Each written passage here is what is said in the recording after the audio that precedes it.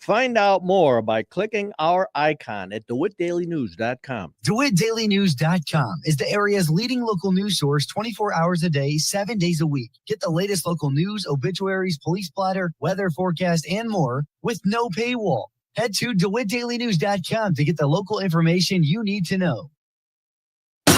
Your friend in Central Illinois. WHOW. Top of the morning. Thanks for being with us. I'm your host today, Seth Lawrence. The WHOW Morning Show streams to Facebook and YouTube, brought to you by Peterson Insurance, your Pekin Insurance agent in Clinton. My guest in studio this morning is Curt Homann, Executive Director of the DeWitt County Development Council. Good to see you, Curt. How you doing? I think I've got to shorten your mic. Can you, is it on? Can you check underneath? Is the mic on there? There you go. There. Did it get turned off? Yeah, did it get turned off? It did. I wonder who turns it off.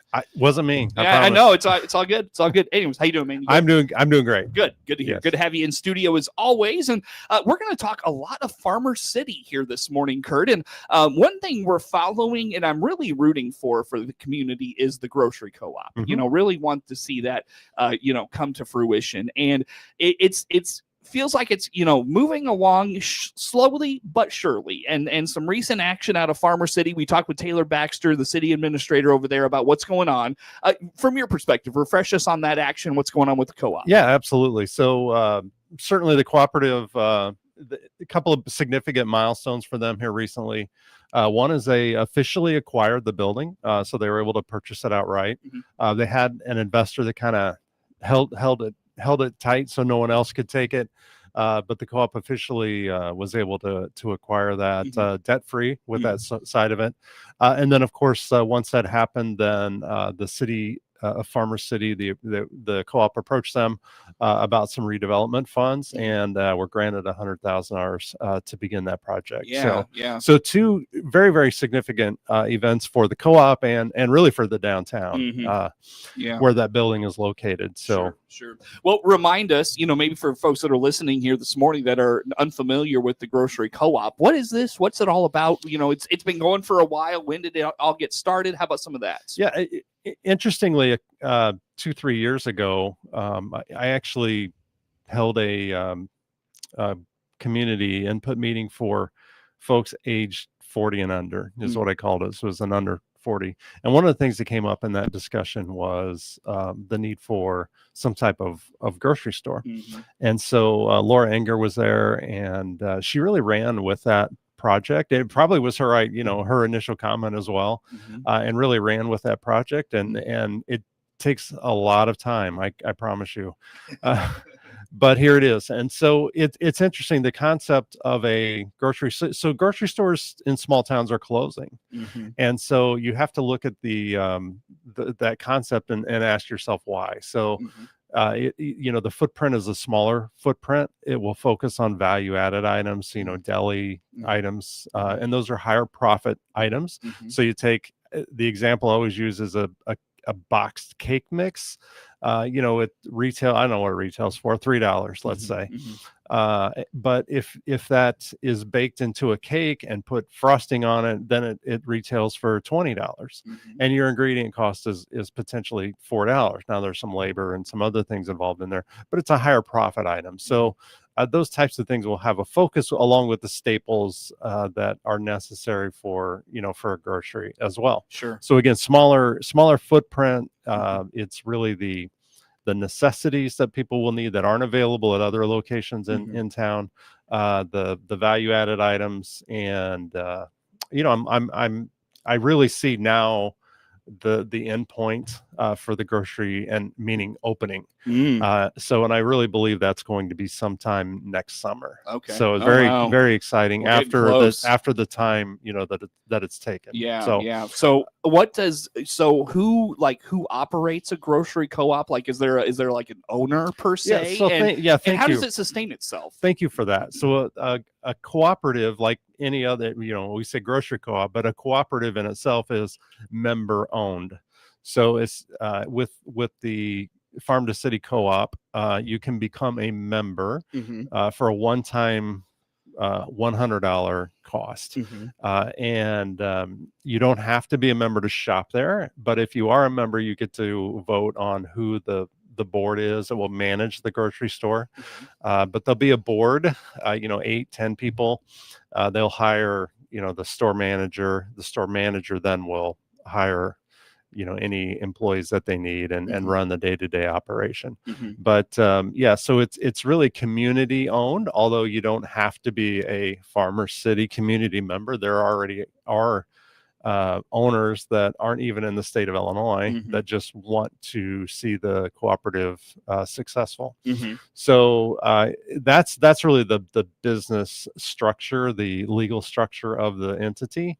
And most local folks just want to know, hey, when am I going to be able to get some additional grocery options? And the feedback has been very, very, very, very positive. Yeah. Well, and from what I understand, it's not necessarily working just with food distributors. I think of like a Gordon Foods or what's the one in Cisco, those types of things. It's like working with local producers as well. Like that's one of the perks of this. Yes. So it's an interesting, it is for sure. So there'll be locally sourced food product whenever possible. And obviously, it's growing season in Illinois is not typically January, so they'll have to be supplemented with traditional suppliers. But yeah, it's a great concept that I'm excited. I'm just excited to see it. To see things happen there. So what makes you optimistic that we could see it open next summer? So really the Farmer City redevelopment agreement was really the biggest boost that we needed. That and the acquisition of the grocery. So the person that held the property didn't want any construction work being done until the co-op officially owned it. Now that's done, work can actually begin. So there's been some other folks that have promised some funds. There'll be some fundraising activity that goes on, but just based on the timeline of construction and everything that needs to happen, in my eyes, I really feel like there'll be a lot of work done early in the year, depending on weather, and then it's probably a 4 to 6 month project at that point. So that puts us about midsummer. One thing we've talked about over the course of this journey is the pursuit of state grants to help it along. Is that once it opens, is that still a possibility for those types of things? It is. Yeah. And it is. And that there was a grocery initiative grant and that's kind of a sore subject for me. That was a rural, started out as a rural, grant for rural community grocery stores, and it turned into you look at where those were awarded: Chicago, Rockford, Peoria. None of those places are rural. They're in the heart of big cities in Illinois, and that was a little bit frustrating for me. But some of those rules have changed a bit. The definition of food desert is changing, and there may be some additional possibilities that pop up down the road. But I will tell you that the co-op is not if state or federal grants come in, that is great, but the co-op is not banking on any of those at this point. So they're not going to be dependent on that. That's correct. Yeah. What's going to make it sustainable? We anticipate that it will be sustainable based on sales. I mean, it's customer loyalty and sales and products. And people say, well, gosh, it's a hard. The grocery business is a tough business, and they're absolutely right. It is, but it'll be sustainable based on the fact that it's going to be focused on the value-added items. It's a small footprint. It's those types of things that it doesn't have to have a ton of staff. It's a small store, so that eliminates staff. Honestly, utility cost, that probably is as big as a factor as any. So if there's some ways we can mitigate utility costs, whether that's through some solar or some other types of things, then that's being weighed into as well. And it's gonna be right downtown, which is it nice. is. Yes. That's huge for sure. Very good. Curt Homann, Executive Director of the DeWitt County Development Council, in studio with us this morning. Anything else on the grocery co-op, Curt? No, I think make sure everyone follows along now, because there'll be a lot of activities happening very, very soon. Sure, with that. sure. Yeah. Very good. Well, let's dive into more happening in Farmer City. What else is going on lately? Yeah, so kind of to piggyback off that, there's we can't mention this yet, but I think next time while I'm on the air, I'll be able to. There's been a business that I've been in communication with, and some others as well, and as soon as the city entered into that agreement with the co-op, they essentially, are 99% sure that they're going to commit to Farmer City as well. It's exciting to have another business coming, a very sustainable business, one that can be there for many, many, many years. And we're excited to have that happen for sure. But really, one of the things is, specifically downtown, there's some great, there's a TIF that's set up downtown, and really that's where this money for the co-op is coming from, and most of that is out of the TIF. There's also a business district as well. Both of those districts allow funds to be placed with businesses or groups for redevelopment agreements, or business updates and business updates, building updates specifically. And Farmer City has been over the years pretty aggressive with those funds. So, I always said it's always a good time, to look at Farmer City in terms of a business. So, Farmer City is continuing to be aggressive. It's kind of gone up and down in terms of what they actually do, but I really do see the council and Taylor with the city. I really see their focus on a commitment to develop Farmer City further and beautify Farmer City. So who has to take the lead on things like that? I mean, is it DCDC? Is it the city? Are you lockstep with one another? What does that look like? We are. I think we're lockstep with one another.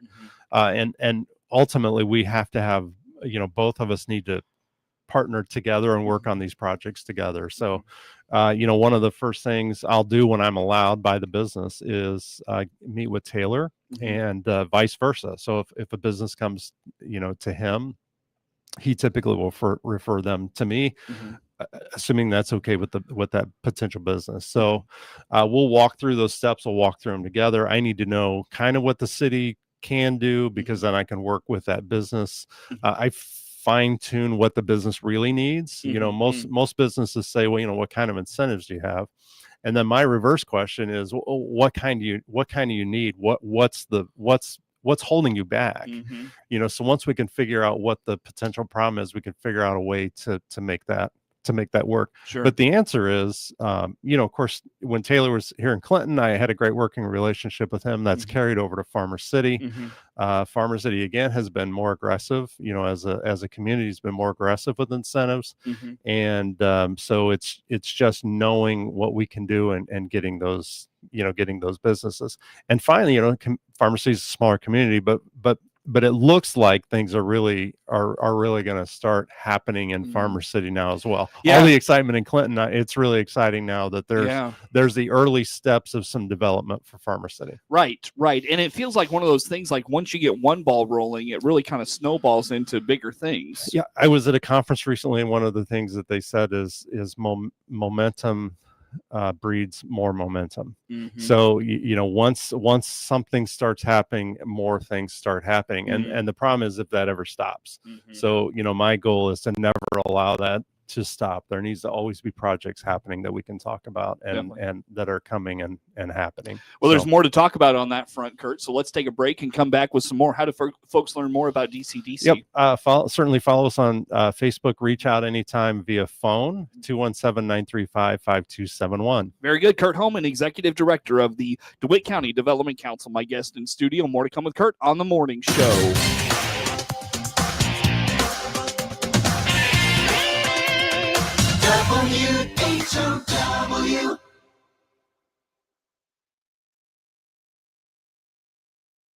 WHOW. DeWittDailyNews.com is the area's leading local news source 24 hours a day, 7 days a week. Get the latest local news, obituaries, police splatter, weather forecast, and more with no paywall. Head to DeWittDailyNews.com to get the local information you need to know. Netflix buffering, YouTube spinning, devices not connecting, Zoom calls dropping. Ugh, it's frustrating. Let's end your frustration by signing up for fiber internet in Clinton. Click the Connexus icon at DeWittDailyNews.com. AgriTalk is the radio talk show for American agriculture. Hi, everybody. I'm Chip Flory, your host. We join you weekday mornings from 10 until 11 on WHOW, on AM and FM, and on the WHOW streams. We provide farmers and ranchers with timely insights and information aimed at improving their operations. Join me, Chip Flory, weekdays at 10:06 on Central Illinois Ag Station, WHOW. In today's digital world, one medium stands out for reaching America's farmers and ranchers: Ag Radio. Farm broadcasters connect agricultural advertisers with the most trusted voices in rural America. While farmers may scroll past online ads or skip television commercials, they actively listen to farm broadcasters for weather updates, market reports, and agricultural news that impacts their livelihood.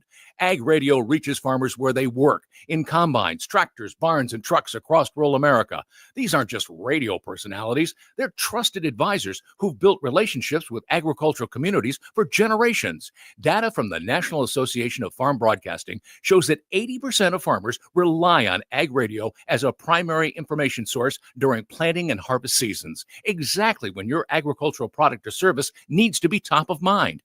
Ready to put the power of farm broadcasting to work for your brand? Visit IllinoisFarmRadio.com and connect with the voices that farmers trust most. Your friend in Central Illinois, WHOW.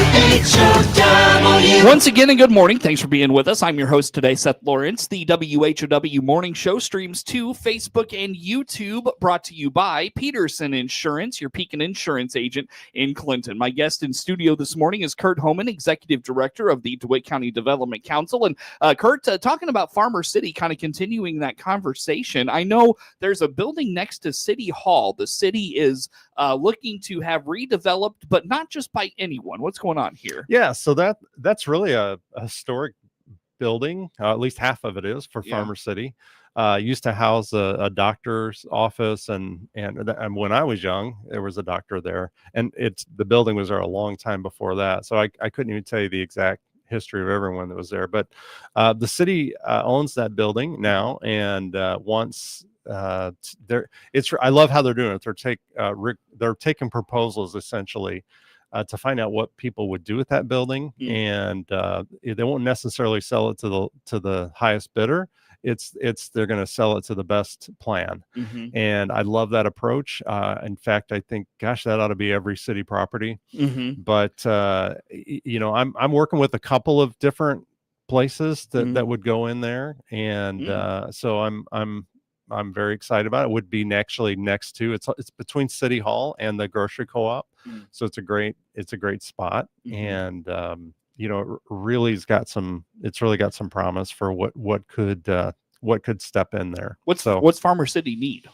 It needs housing, just like every other small town in America, but my personal request is a pizza place. That's I don't know if it's because I love pizza so much, but everybody loves pizza. I think that would be a great business to go in there, certainly. But that's the places I'm talking to. That's neither one of those. Bummer. So the old Fish Wagon location would also be a fantastic pizza place too. Just throwing that out there for anyone listening.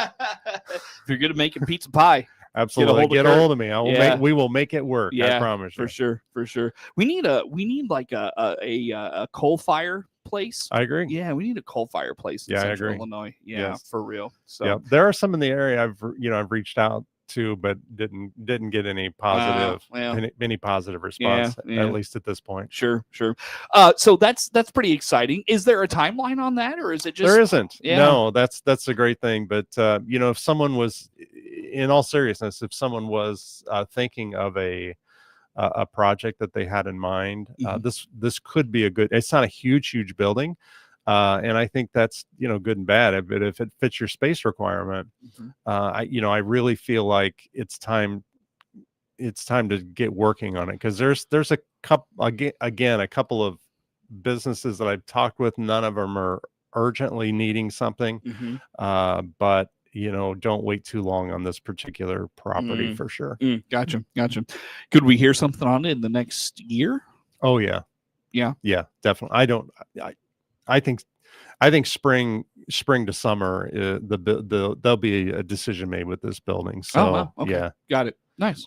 Look forward to that. Also, Curt, keeping an eye on the interstate property development. Remind us what's going on there. Yeah. So again, some great acreage by the interstate. Different types of businesses obviously could go out there. The city's plan, of course, with that is light commercial. That could be a whole host of things, from from fast food to truck, gas station type business. And then of course they have some housing plan for that as well. Nothing is in stone at this point, so I think if something came along quickly, it would have to be quickly. If something came along and said, hey, here's what I need, that could still be accomplished at this moment. That will change relatively soon, though, as roads and buildings start to go in. But it's great acreage, and I think there's some additional acreage that could be acquired out there. So be a nice place to expand, some more light commercial, and then even transition that to housing the further you go out. So a great opportunity to expand the city. And dirt is moving on that, right? In terms of there's utility work going on, correct? Yeah. So am I confusing with that with something else? No, there's some casings that were out there, so the utility is out there, but there isn't really dirt moving at this moment. But it's very much in the works. So is it one of those things you build it and then they come, right? If you build it, they will come type of thing? So the city did enter into an agreement with a developer that they have a contract to put in some residential, I think a 8 or 16 unit apartment building. It's one of the two. So that is already contracted. And then again, some light commercial type buildings where, light commercial business could go in there. I know. Sorry about that. I know what you're saying. So what I would be concerned with is it becoming like one of those gambling centers, I don't anticipate, that is the case. Now, if a truck stop goes in out there, most of those will have, gaming, those sites, but I don't think it'll be a standalone, like gaming parlor. Yeah. Yes. I don't anticipate that to be the case at all. And I would have concerns with that as well. That doesn't really spur development, or it doesn't necessarily, but it is a little different out there. Once you get out of their residential in your downtown area, most of the people that are going to go out there are, especially the truck stops. They're traveling through, and if they put money into those machines, it's just spendable money for the community. So, and without the harm. So, locally, I should say. And so, there is, I'm not opposed to those, but I'm certainly glad that, we don't have a lot of them. Yep, sure. Well, Curt, along those lines, let's wrap up with how do folks learn more about all things DCDC? Absolutely. Facebook's always the best way. Text or call 935-5271 anytime. Sure. That is Curt Homann, Executive Director of the DeWitt County Development Council. Network News on the way. The Big 1520, WHOW Clinton, along with 92.3